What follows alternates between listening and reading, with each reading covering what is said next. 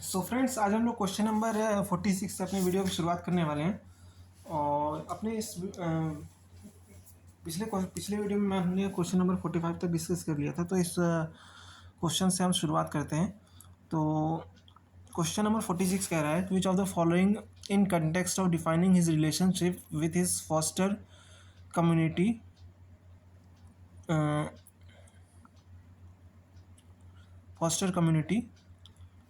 between me and Aziz Koka is a river of milk that I cannot cross. Babur, Humayun, Akbar और जहांगीर। यानी कि ये किसने कहा था कि मेरे और अजीज़ के बीच में एक दूध की नदियाँ बहती हैं, राइट। तो मैं इसके बारे में थोड़ा सा बता दे रहा हूँ। इसका जो आंसर है ये सी है, राइट। इस क्वेश्चन का जो आंसर आपका निकल के आता है बेसिकली वो आपका सी है। अब थोड़ा सा यहाँ पे आते हैं हम अपने थोड़ा सा इसको एक्सप्लेन कर देते हैं। तो अजीज़ कोका कौन रहता है, ये समझने की बात है। अकबर जो कि अकबर का जन्म आपका होता है 1542 में, ठीक है, अमरकोट में।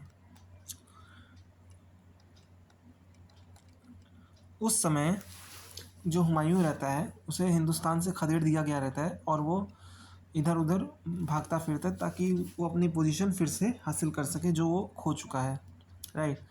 लेकिन कुछ खास होता नहीं है। तो लिहाजा यहाँ पे सिंध में, ये सिंध में जगह पड़ती है उमरकोट, तो सिंध में ही अकबर का जन्म होता है, ठीक है, राणा वीरसाल के महल पे, राणा वीरसाल के महल में। तो वो इन्हें पनाह देते हैं, राणा वीरसाल। तो होता क्या है कि अब यहाँ से हुमायूं जो है अब और आगे बढ़ता है। तो आगे की जर्नी पूरी करने के लिए ये काबुल के रास्ते जाता है। तो काबुल में क्या होता है, काबुल में इसका भाई कामरान रूल कर रहा है, राइट। तो कामरान को ये अपना बेटा हैंड ओवर कर देता है कि इसका ध्यान रखना, ठीक है, बाकी हमारा कोई ठिकाना रहे ना रहे तो तुम इसका ध्यान रखना। अगर मैं वापस आ गया तो इसे ले लूँगा, ठीक है, तब तक के लिए इसे अपने पास रखो। तो कामरान ने कहा ठीक है भाई का भतीजा है तो ध्यान रखेंगे। तो वहाँ पे इसकी जो हुमायूं ने 2 मेड्स को अपॉइंट किया था जिनका नाम था महामंगा और दूसरे का नाम था जीजीअनगा, ठीक, जीजीअनगा। तो अजीज़ कोका जो था वो इसी का बेटा था और अजीज़ कोका के साथ जो अकबर को जो फोस्टर किया था वो थे जीजीअनगा। और अजीज़ कोका और अकबर के बीच में देखा जाए तो एक तरह से मिल्क ब्रदर का रिश्ता था। तो उसी के रिगार्डिंग ये कह रहा है, राइट। बाद में अकबर जब राजा बनता है तो अजीज़ कोका को इसने 7,000 का मनसब बना दिया था, मनसबदार, जो कि उस वक्त का सबसे हाईएस्ट पोस्ट होता था, ठीक। तो ये कुछ इस क्वेश्चन से रिलेटेड फैक्ट था जो मैंने आपको बता दिया। चलिए अगले क्वेश्चन की तरफ हम बढ़ते हैं। तो अगला क्वेश्चन कह रहा है कि Rafiuddin Shirazi who came from Persia rights that I was standing in a tent enclosure amidst a crowd when all of a sudden the cry of a God save the king went up. I realized that the king had arrived. I saw that a youth of 20 years was leaning on a favorite. I guess that he must be the king. But the people performed no courtesies or salutation to him. I was greatly surprised and asked whether there is no tradition of paying respect to the king. They replied that the etiquettes for the court is much more elaborate, but the king himself is most informal, he makes no distinction between companion and strangers. मतलब कह रहा है कि रफ़ीउद्दीन शिराजी एक फ़ारसी यात्री है और वो अपने लिखता है कि जब मैं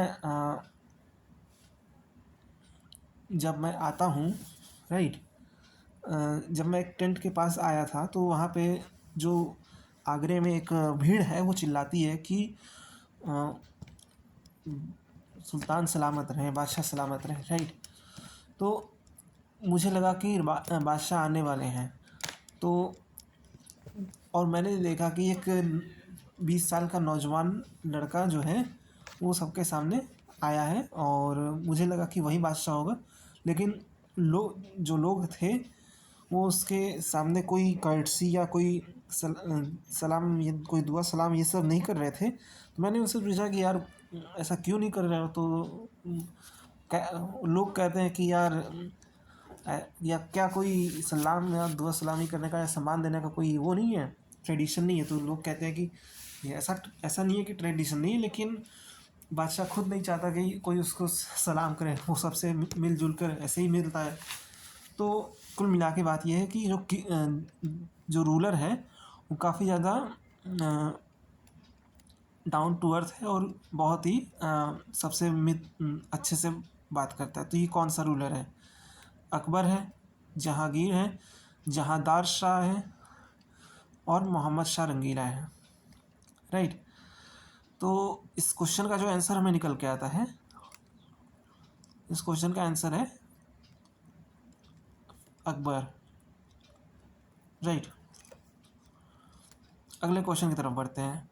the concept of watan jagir emerge at the end of Akbar's reign, which of the following statement are correct pertaining to watan jagir. ठीक, तो मैं आपको बता दे रहा हूँ कि ये क्या सिस्टम है। तो देखिए, जागीरदारी जो सिस्टम अकबर के टाइम पे डेवलप हुई थी, particularly late 1580s 90s, right. तो यहाँ पे क्या होता है कि अकबर ने 2 टाइप के जागीर का सिस्टम लाया था। जो जागीर होती थी 2 तरीके की होती थी मेनली, हालांकि और भी कई तरीके की होती थी। जो मेनली थी 2 तरीके की होती थी, एक थी वतन और दूसरी थी तनख्वाह।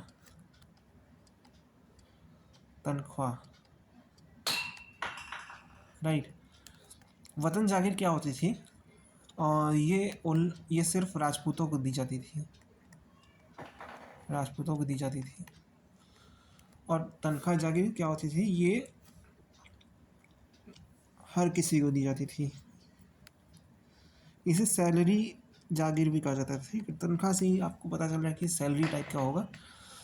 तो वतन जागीर क्या होता था? वतन जागीर मतलब होता था कि जो जैसे मान लीजिए ये एम्पायर है, right.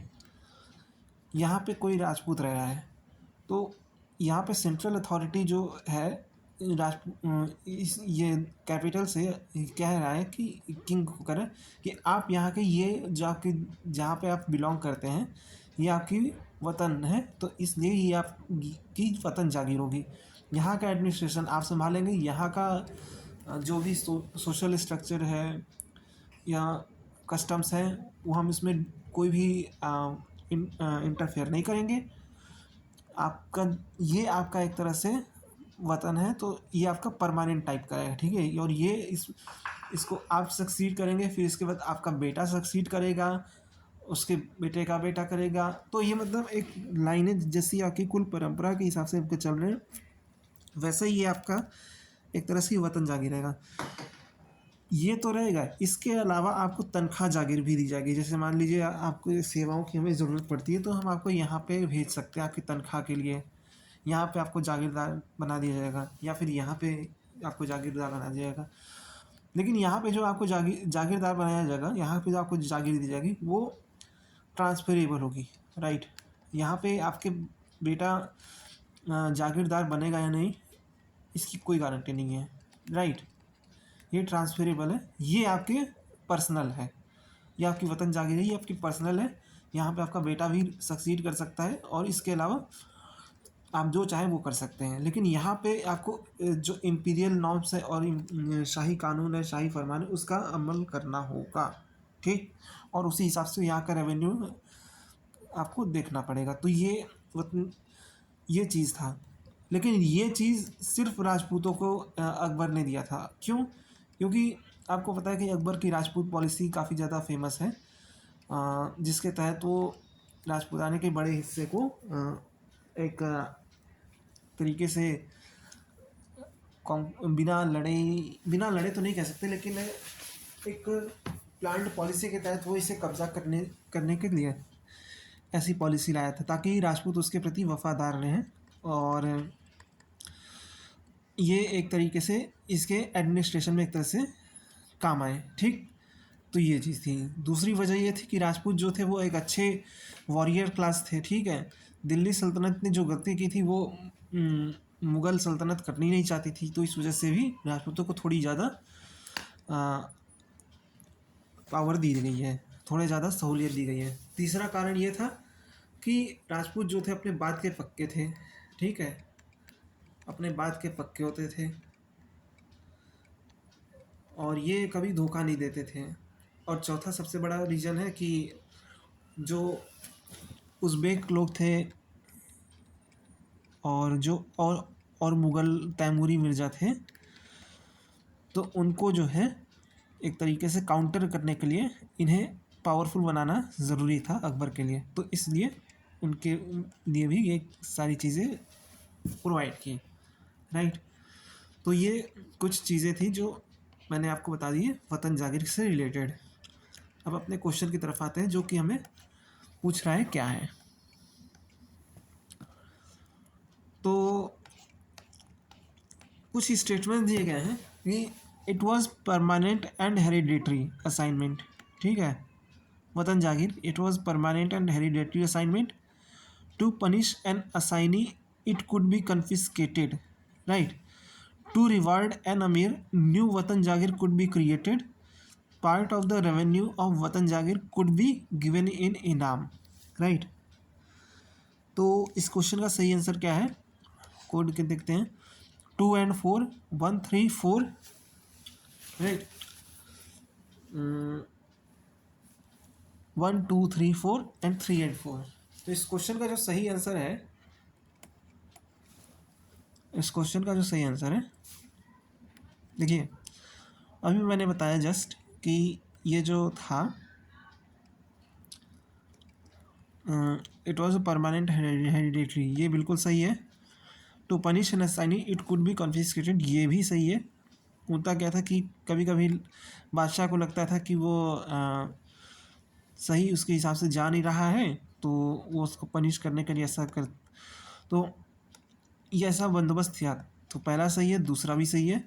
To reward N amir new watan jagir could be created, ये भी सही है। Part of revenue of watan jagir could be given इन नाम, ये भी सही है। तो इसलिए इस क्वेश्चन का आंसर हो जाएगा 1 2 3 and 4 यानी कि सी, ठीक। चलिए अगले क्वेश्चन की तरफ हम बढ़ते हैं। अगला क्वेश्चन कहता है which of the following statement are correct in regard to grants to women, right. Women को दिए गए ग्रांट के विषय में बता रहा है, पूछ रहा है कि क्या है। पहला है Abul Fazl speaks of grants held by Irani and Turani women. Jahangir appointed a foster sister of his father as the special official in charge of grants to women, right. Mazhar e Shahjahani refers to two categories of chaks lands of that imma. The chak है musammati land held by women and मुज़क्कराती held by men, right.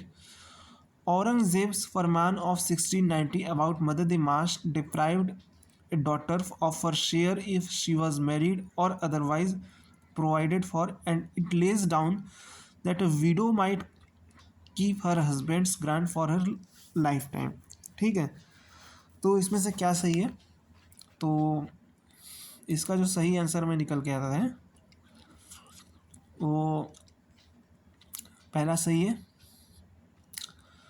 दूसरा भी सही है, क्योंकि जहांगीर ने पिता के जो सौतेली बहन थी उसको किया था। तीसरा भी सही है और चौथा भी सही है, इसलिए इस क्वेश्चन का आंसर हो जाता है D is the right answer, right. फिर अगला आता है कि when Shahjahan separated the office of karori यानी आमिल एंड आमीन असेसर। आमिल जो होता था रेवेन्यू कलेक्टर होता था और आमीन जो होता था असेसर होता था। What percent of the share of karori was fixed in Shahjahan period, right. तो जब आमिल और आमीन नाम का नया पद क्रिएट किया गया तो उस वक्त जो था करोड़ी का जो शेयर था वो क्या फिक्स किया गया था, यानी रेवेन्यू कलेक्शन का। From 5% it was reduced to 2.5%, from 2% it was reduced to 1%, from 7.5% it was reduced to 5%, from 8% it was reduced to 5%, right. तो इस क्वेश्चन का जो आंसर है वो डी है, यानी कि from 8% it was reduced to 5%, right. अब अगले क्वेश्चन की तरफ हम बढ़ते हैं। अगला क्वेश्चन कहता है कि मैच दी फॉलोइंग है बेसिकली। अखाल है, बुध या नाबुद है, इदारत है और इमलाक है, राइट। तो इसका जो है आपका बता रहा हूँ, इसका जो आंसर है अखाल जो है आपका बैरन लैंड होता है, राइट। बुध ए नाबुद कल्टिवेटल बुध ओ नाबुद, राइट, यानी बुध और नाबुद यानी कि कल्टिवेबल एंड अनकल्टिवेबल लैंड, यानी कि ए। फिर इदारत, इदारत जो होता है ये आपका स्टाइपेंड होता है, distinct from tax free land grants, ये स्टाइपेंड होता है। और इमलाक जो होता है वो tax free land held by grant from the king. तो इस हिसाब से क्या हो गया 4, 1, 2 एंड 3, यानी कि C is the right answer, right. फिर अगले क्वेश्चन की तरफ हम बढ़ते हैं। There was a conflict between Shahjahan and Guru Hargobind over the hunting issue, which led to a series of military clashes. The Sikh forces were led by Pathan named Fidai Khan, मरमद Khan, पाइंदा Khan, Shaista Khan.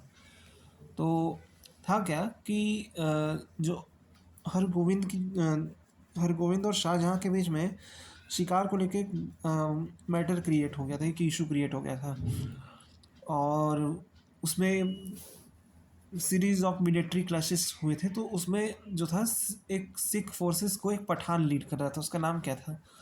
तो इस question का आंसर जो है पाइंदा खान है, right. Painda Khan is the right answer. अब ये कौन था तो इसके बारे में मैं थोड़ा बताता हूँ। पाइंदा खान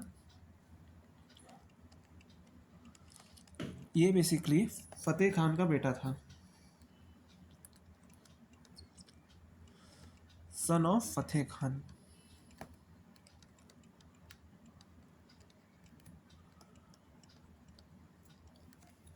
क्या होता है बहुत कम उम्र में इसके फादर और इसके मदर की डेथ हो जाती है और इसके चाचा जी जो रहते हैं जिनका नाम इस्माइल खान रहता है वो इन्हें अपने साथ इनका पालन पोषण करते हैं। तो एक दिन क्या होता है कि गुरविलास चेवम पातशाही की किताब है, गुरविलास चेवम पातशाही। तो इसके हिसाब से इसका विश्वास करें तो ये जो इस्माइल खान था और इसने अपने कुछ अन्य पठान और अपने भतीजे के साथ मिलके एक जगह एक संगत में जाता है, संगत में, ठीक है। और वहाँ पे पहली बार ये गुरु हरगोविंद को देखता है, गुरु हरगोविंद को देखता है और उनसे काफ़ी ज़्यादा प्रभावित हो जाता है, राइट। गुरु हरगोविंद भी जो ये बच्चा रहता है पाइंदा खान इसकी बहादुरी से काफ़ी ज़्यादा इम्प्रेस हो जाते हैं और इनको एक सैनिक के रूप में परिवर्तित कर देते हैं, एक सैनिक की ट्रेनिंग देते हैं। बाद में जितने भी मुग़ल क्लैशेज होते हैं उन सबको जो है ये पाइंदा खान सिख फोर्सेस का कमान संभालता है। ठीक है, तो ये इस क्वेश्चन का आंसर हो गया Painda Khan. Right, Painda Khan is the right answer. फिर कह रहा है कि during whose period were two new position titled Pant Pratinidhi and Hukumat Panha added to the Ashtapradhan Mandal, Chhatrapati Sambhaji, Chhatrapati Rajaram, Peshwa Balaji Vishwanath और पेशवा बाजीराव वन। ठीक, तो पंत प्रतिनिधि और हुकूमत पन्हा नाम के दो नए पद का सृजन और इन्हें अष्टप्रधान मंडल में कब शामिल किया गया? तो इस क्वेश्चन का जो आंसर हमें निकल के आता है वो है बी, यानी कि छत्रपति राजा राम। राइट, अब मैं आपको बता दे रहा हूँ ये अष्टप्रधान मंडल क्या होता है। राइट, तो अष्टप्रधान मंडल जो होता था, अष्टप्रधान मंडल ये आपके बेसिकली 8 मंत्रियों की परिषद होती थी, काउंसिल ऑफ मिनिस्टर होती थी। जब छत्रपति शिवाजी जो हैं अपना कोरोनेशन कराते हैं 1672 में। राइट, तो उस वक्त ये अष्टप्रधान के पोजीशन क्रिएट करते हैं, अष्टप्रधान मंडल क्रिएट करते हैं। इसमें शिवाजी ने जो 8 फेमस पोस्ट थी वो थी पेशवा,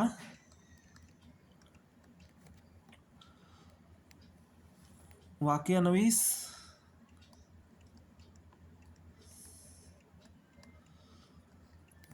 सचिव, सुर नवीस,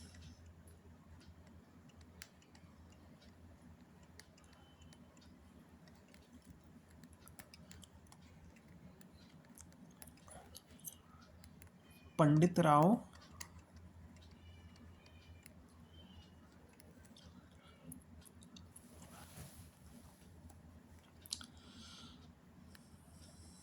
सरे नौबत,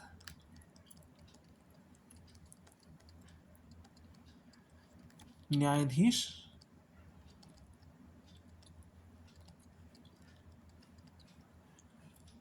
और दबीर। ठीक, तो ये कुछ 8 पोस्ट होते थे जो कि शिवाजी के अष्टप्रधान मंडल में शामिल थे।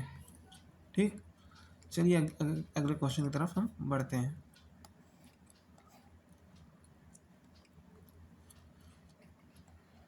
तो ये हमने बता दिया, इस क्वेश्चन को हमने डिस्कस कर लिया है। छत्रपति राजाराम के टाइम पे ये 2 नए पोस्ट क्रिएट हुए थे।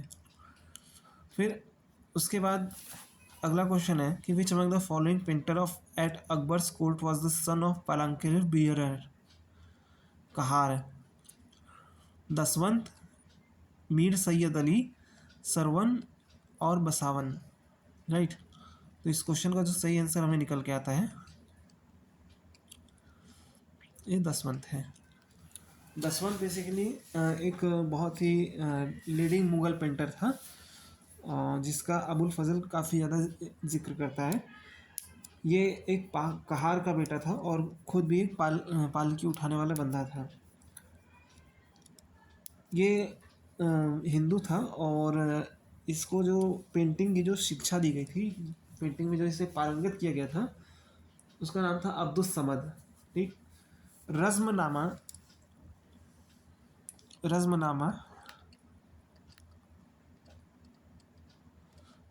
जो कि भारत का एक वो था पर्शियनाइज वर्जन था, तो उसकी जो पेंटिंग्स थी उसको भी दसवंत नहीं बनाया था, ये बनाया था। लेकिन क्या होता है कि ये कुछ समय बाद ये थोड़ा सा पागल हो जाता है और ये अपनी आत्महत्या कर लेता है। ठीक, तो ये भी इसके साथ कुछ ट्रेजिडी हो गई थी। मीर सैयद अली भी एक काफ़ी फेमस पेंटर है और ये अकबर के टाइम पे था। ये बेसिकली आपका मिनिएचर आर्ट पे काम करता था। ये आपका मिनिएचर आर्ट पे काम करता था।